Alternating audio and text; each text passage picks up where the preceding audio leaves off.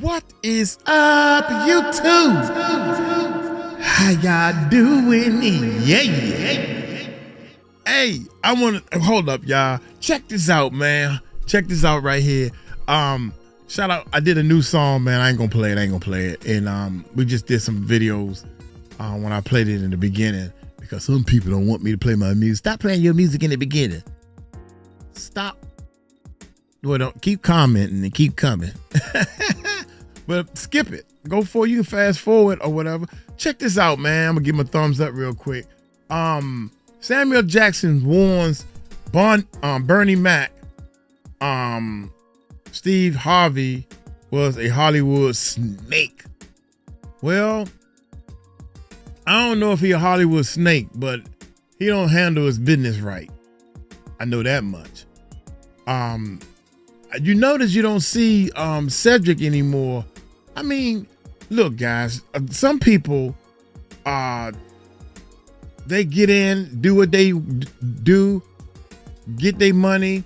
Okay, things ain't running too good. I'm gonna take my money. I'm gonna take my millions. I got 3 or 4 millions. I'm good. I'm out of here.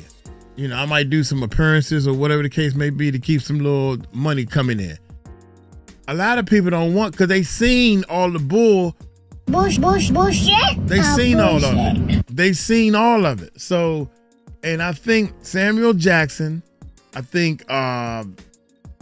one of the people that's seen a bunch of bull and said, I'm not going to be down with that. Also, Denzel Washington. You notice you don't see Denzel Washington name in a lot of this stuff. And he's sitting there with 50 Cent. 50 Cent is like, 50 Cent is wise, right? He's sitting there with 50 Cent. And 50 is like, look, I ain't into all that bull either. But I'm not going, 50 Cent is not going to go to Denzel Washington and say, look, Denzel, I ain't in that bull like they doing. You know, he playing it cool, laid back, chill, whatever. But I want y'all to see this clip because Denzel is beyond a reasonable doubt. You know Denzel is straight up ignoring Jay-Z. Straight up ignoring him. But I wonder why. Why is he treating him like that? Everybody know who Jay-Z is. Especially you got two big people. You got Denzel Washington. Everybody know who Denzel is. And everybody know who Jay-Z is. Now watch this. Watch this clip right here, man. Can I start it from the beginning? Yeah. I'm going to mute it because you got... Look how he is just straight. He pushing him away. Is this AI? Maybe this is AI. Maybe this is AI. Is it AI? Maybe, I got to look at it again. Because... Then you got that other dude there. Oh man, he is straight up.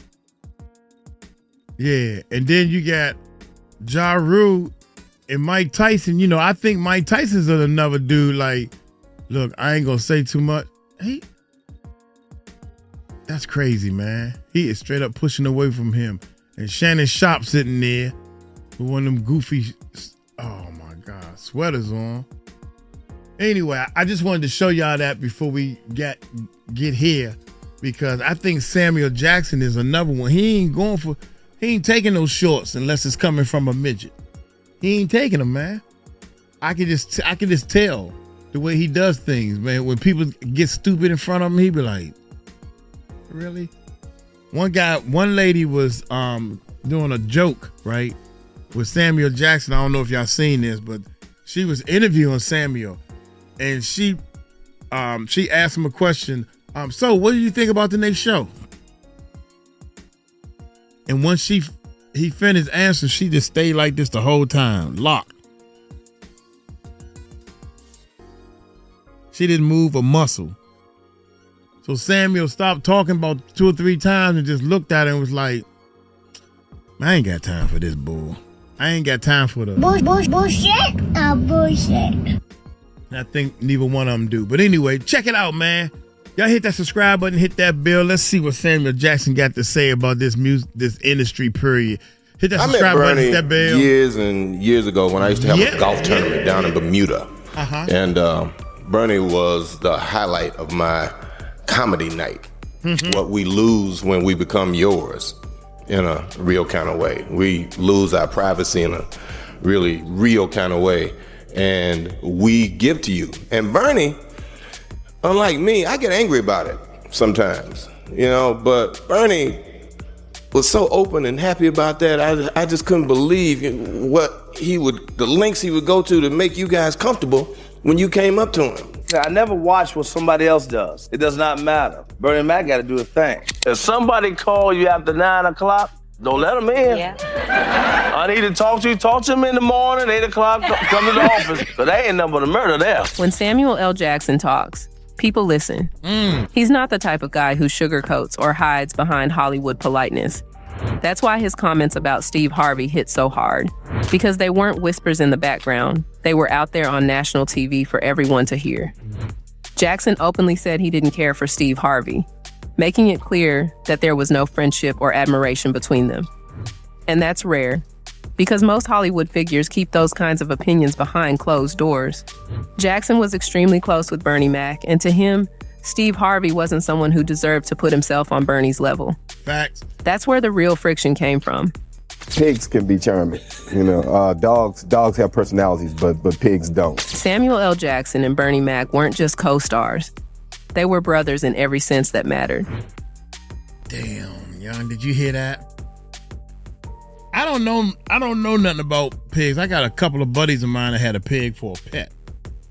And that's deep right there. Now, I had plenty of dogs as pet. Listen to what he said right here. This is deep right here, y'all. Jackson was extremely close with Bernie Mac, and to him, Steve Harvey wasn't someone who deserved to put himself on Bernie's level. That's where the real friction came from. Pigs can be charming. Dogs have personalities, but pigs don't. Samuel L. Jackson and Bernie Mac weren't just co-stars. They were brothers in every sense that mattered. Their bond went back years, long before Hollywood lights and red carpets.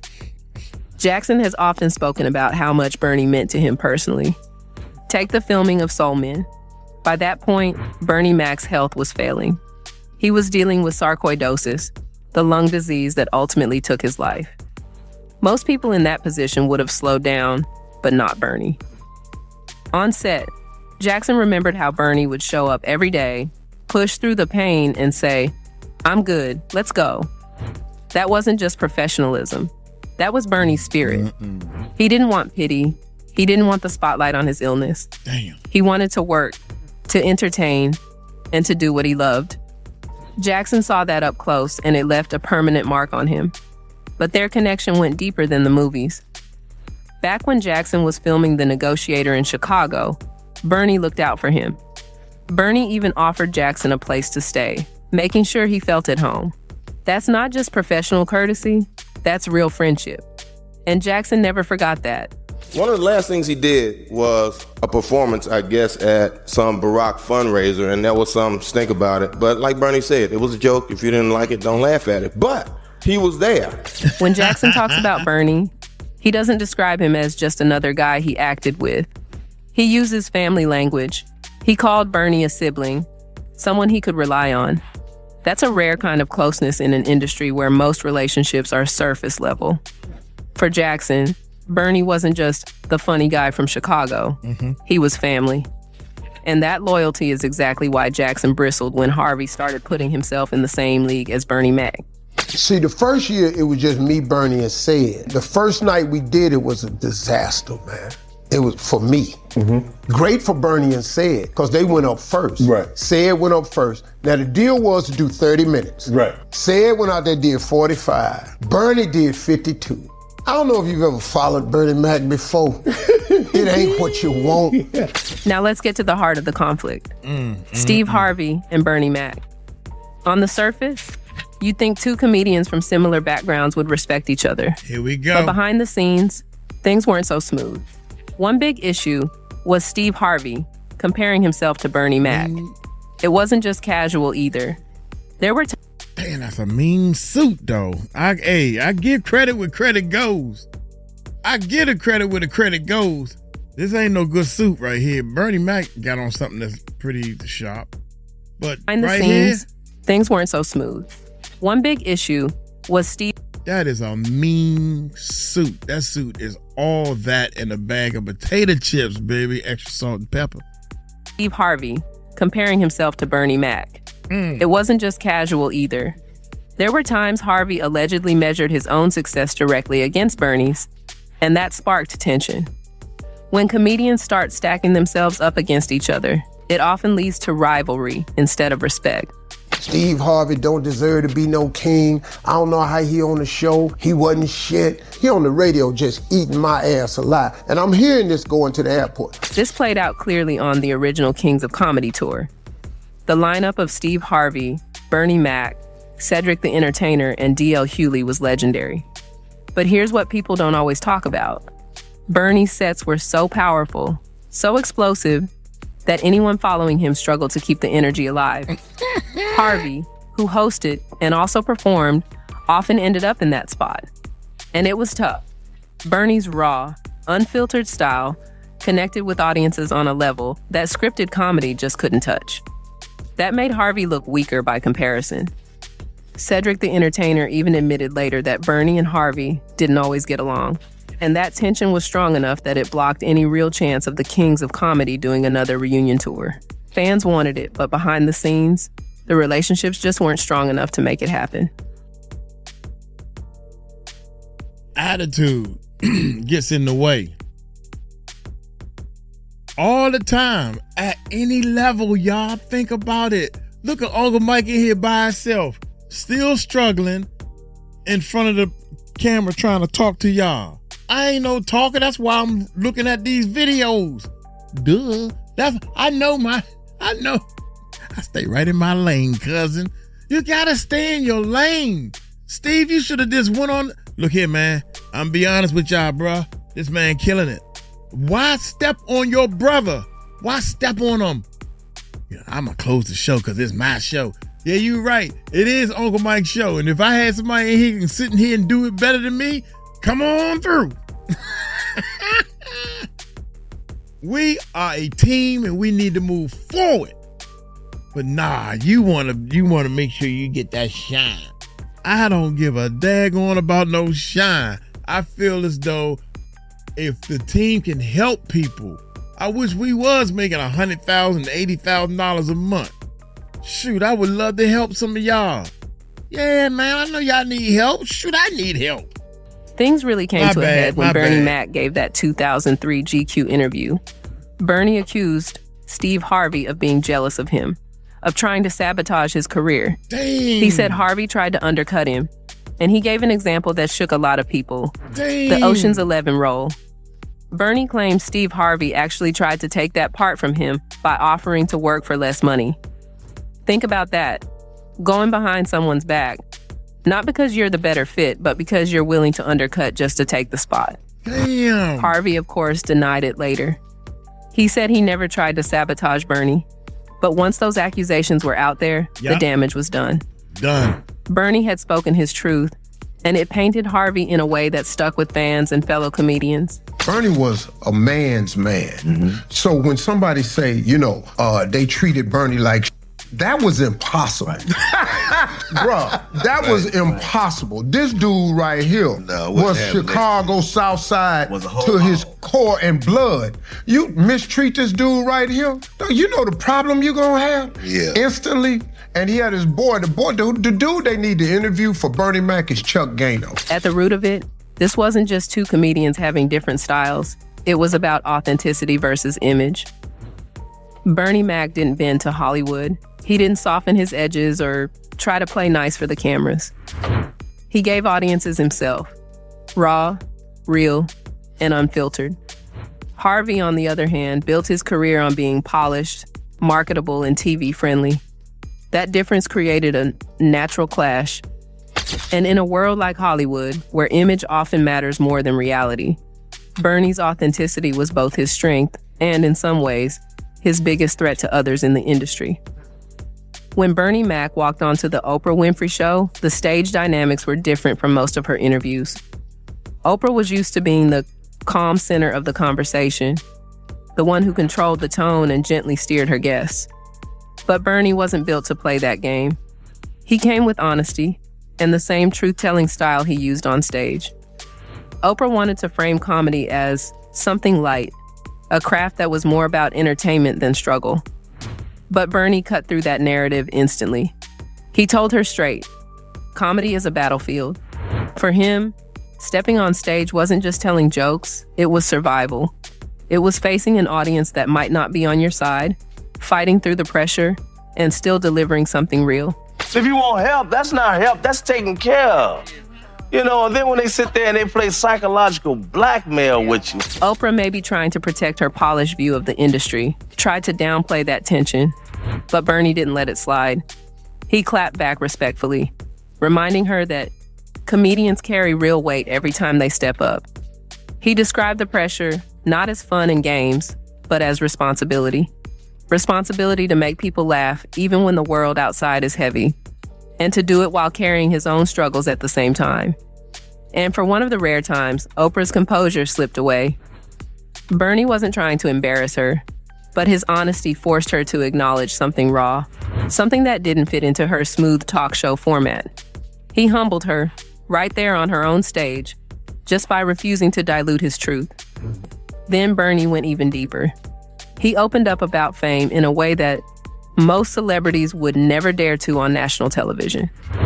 He talked about people constantly asking him for money, not small amounts, but $30,000 here, $150,000 there. And he called it what it was, psychological blackmail. It wasn't about generosity. It was about people making him feel guilty, trying to manipulate his success to get what they wanted. He exposed the dark side of fame, the pressure to give, the constant demands, and how heavy that can weigh on someone who came from humble beginnings. This moment showed why figures like Oprah and Steve Harvey were afraid of Bernie. He wasn't dangerous in the literal sense. He was dangerous because he didn't play by their rules of presentation. He forced uncomfortable truths into the spotlight, and in Hollywood, that's something a lot of people can't stand. I had a guy tell me, Charles, he said, wow, man, they're about to put me out of my house, man. I'm 8 months behind. I said, you should have called me when you was a day behind. If you really want to understand Bernie Mac, you have to understand his philosophy. He wasn't chasing fame, and he definitely wasn't chasing money. His focus was always on being the best at his craft. For Bernie, comedy wasn't a stepping stone to endorsement deals or corporate recognition. It was an art, and he wanted to master it. Bernie had disdain for comedians or entertainers who were only motivated by money. He made it clear that chasing a paycheck was never his drive. To him, money was a byproduct. What mattered was respect, skill, and being able to stand in front of an audience knowing he had given them something real. This is where the difference with Steve Harvey becomes glaring. While Bernie dismissed money as a motivation, Harvey often leaned into wealth as a marker of success. At one point, Harvey even bragged about his radio earnings around $10 million and brushed it off as a little bit of money. That wasn't Bernie's language. For Bernie, $10 million wasn't the measure of success. The measure was, did you give the audience something unforgettable? Did you tell the truth on stage? Did you make them feel something? This clash of values set Bernie apart. He wasn't trying to build an empire of books, radio shows, or game shows. He wasn't trying to brand himself as a safe, family-friendly TV personality. He was trying to be the best comedian he could be. And that raw focus, art over business, craft over cash, made him stand out. But it also left him vulnerable in an industry where money, polish, and connections often matter more than raw talent. Now let's get into the dark side of Hollywood, the politics, the cliques, and the unspoken rules that decide who rises and who gets left out. This is where Bernie Mac's story starts to take on another layer. And I know the truth. You think I'm gonna let you shit on Bernie and then come get me? I'm the next king? Yeah. Why? Because the whole time Bernie was here, you was acting like you was funnier than him. The reason you was supposed to go last. Bullshit, bullshit, bullshit, bullshit. Bullshit, bullshit. Bullshit. The rules that decide who rises and who gets left out. This is where Bernie Mac's story starts to take on another layer. And I know the truth. You think I'm gonna let you shit on Bernie and then come get me? I'm the next king? You.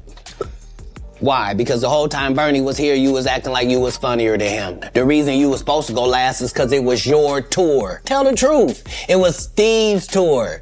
Not it was going to be called the Kings of Comedy. It was Steve's tour. These are the guys opening for him. Of course you got to close if it's your tour. That's why it was such a big deal. But you couldn't do it because you can't beat the best.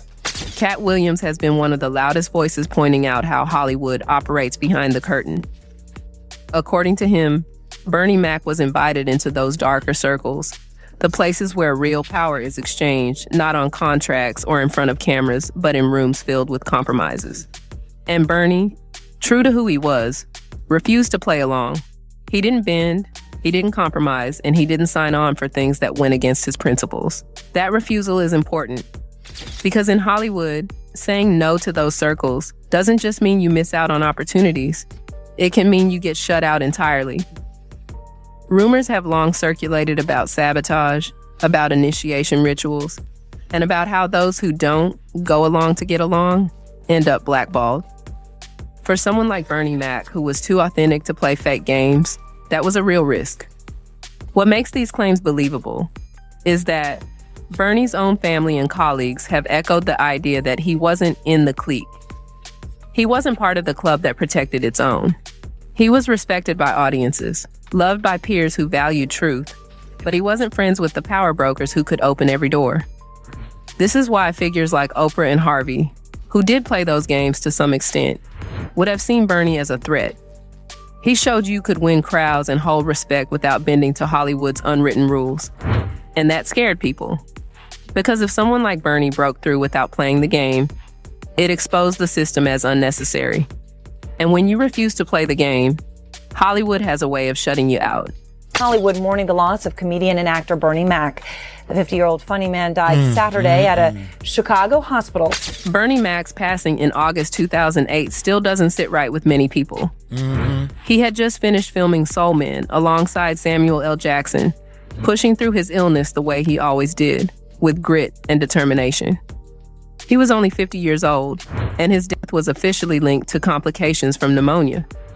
On paper, it sounds straightforward, but the details around his final days created a cloud of doubt that has never really lifted. The tragedy began with his struggle against sarcoidosis, a rare lung disease that he had battled for years. Sarcoidosis weakens the lungs, and that makes him more vulnerable to infections like pneumonia. Still, those who were close to him pointed out that Bernie was a fighter. He had managed his illness before and always pushed through with work, even when his body was exhausted. That's why his sudden decline came as such a shock.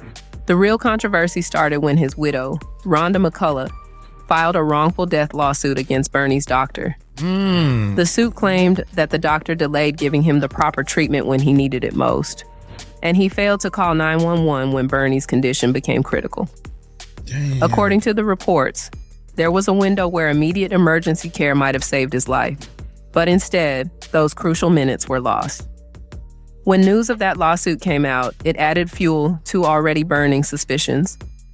Fans and even some fellow entertainers started asking whether Bernie's was simply a tragic medical failure, or if there was something bigger at play. Some tied it into a troubling history of Black entertainers who refused to compromise, and who ended up silenced. It's like, nothing I had ever seen. And I saw him and he was just shaking. And I remember going to him and I said, oh God. I said, Bernard, please don't die. I said, please don't die. I said, I'm gonna take care of you. If you just come back, I can take care of you. Don't leave us now. This has been my life since I was 16. It wasn't that Bernie was paranoid or outspoken about conspiracies, but he was outspoken about Hollywood's games, about the pressure of fame, about the exploitation that came with success. He didn't shy away from naming the truth, even if it made powerful people uncomfortable. So when his came suddenly, right at the height of his career, the timing raised questions. Fans pointed to other artists and comedians who challenged the system, only to be cut down early. Theories circulated about whether there was more to Bernie's passing than just pneumonia, Or was he another voice silenced because he refused to play along? Now, whether you believe in those conspiracies or not, one thing is obvious. The negligence claims and the timing of his death only increased those suspicions. For many, it wasn't just that Bernie Mac died. It was how he and how preventable it might have been that left an open wound. So it was mostly just surprise when I heard, even when he was in the hospital. And I said, is he okay? And they go, yeah, they think he's okay. And 3 days later, they're like, oh, I said, is he out of the hospital? They said, no, he should be there a few more days. And then 2-3 days later, he was gone. So it was just a shock. Looking back, Bernie Mac's career wasn't defined by fear. He didn't live his life trying to avoid stepping on toes. And he didn't water down his comedy to make Hollywood comfortable. Mm-hmm. Instead, his career was defined by the fear he created in others, the fear he put in people who thrived on control, on image, and on keeping things safe. That's the irony. Bernie Mac was never trying to be dangerous. He was just trying to be himself. But in a world where so much is built on compromise, that authenticity became his greatest weapon. And for some, it became a reason to shut him out. So here's the question for you guys. Do y'all think Bernie Mac was shut out because he refused to play by Hollywood's rules? Or was it simply jealousy from the people around him who couldn't match his realness? Leave your thoughts in the comments. If you've been enjoying this breakdown of untold Hollywood stories, make sure to subscribe for more. Dude, I remember where I was at when I got the news that Bernie had passed away. We knew he was sick. And I turned around, man. I remember turning around so people won't see the water coming down my eyes. And I mean, I don't know him, and I ain't never worked with him. Only thing I know is, right then and there, I was like, no matter what we do, man, it's coming for all of us. Once upon a time, we gonna pass away, man. So, because of Bernie and other people passing away, I started saying, I want to leave some type of legacy behind. And I started doing these YouTube videos and stuff. I started telling my story online, and it started working because I'm afraid of death, man. I think everybody should be, but at the same time, I said, Lord, I'm going to do the best I can from here on out right now. Whether they believe me or not, I'm going to do the best I can, because I think Bernie did the best he could, man.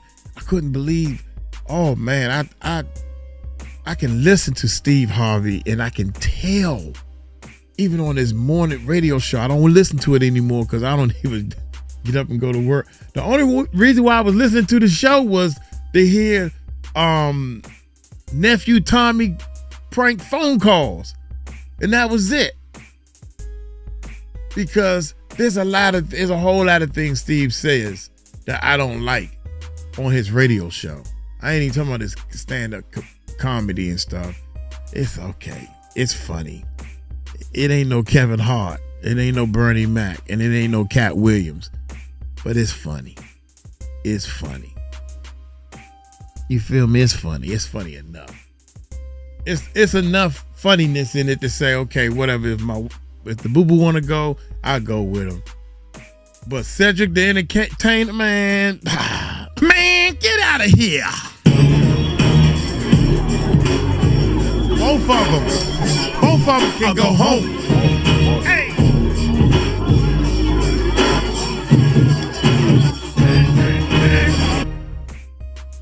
Uncle Mike gonna get on up out of here, man. Hey, y'all take it light, take it slow. Tell him Uncle Mike told you so. Peace out.